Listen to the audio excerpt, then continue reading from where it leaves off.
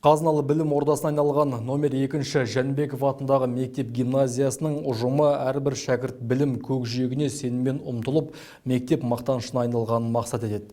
Инемен құдық қазғандай білім тұңғиығының нәрін алған шәкірттер бұл күнде республиканың барлық аймағында еліміздің дамуына өздерінің үлестерін қосуда. Нақтырақ тілшіміз жалғайды. Киелі білім ордасы уақыт озған сайын қоғам дамуына ілесіп өркен жая түсуде.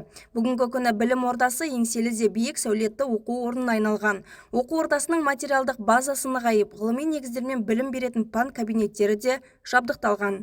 Қазіргі таңдағы ата-аналар өздеріне ең құнды ол бала.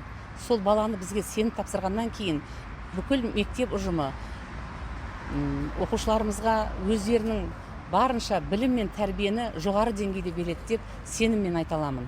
2074 шәкіртті бір шаңырақ астына жинаған білім ордасының ұстаздары жаңа технологиялық әдіс-тәсілдерді пайдалану арқылы дарынды оқушыларды дер кезінде анықтап, шәкірттерді шығармашылыққа баулуда. Айталық мектептің робототехника бағыты бойынша жеткен жетістігі ұшан теңіз. Аудандық, облыстық тіпті республикалық жарыстарда өз жобаларын сәтті қорғап, келешекте келестің атын әйгілеуге қазірден тырысып бағуда. Мектептің қаршадай қара көздері ойлап тапқан мына құрылғы ауыл шаруашылығына бейім келес ауданы үшін тың жоба. Неше түрлі жаман жәндіктерді осы біз дезинфекциялау арқылы жоямыз. Бұл жылына 2-3 рет қана қайталанады.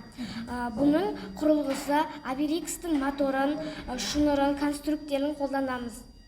Бұл 1 тоннаға тек 1 литр осылай дәріні құю керек. Бүгінгі заман талабына сай асық атып, оза шабатын робот құрылғы ойлап тапқанда осы білім ордасының 9-шы сынып оқушылары.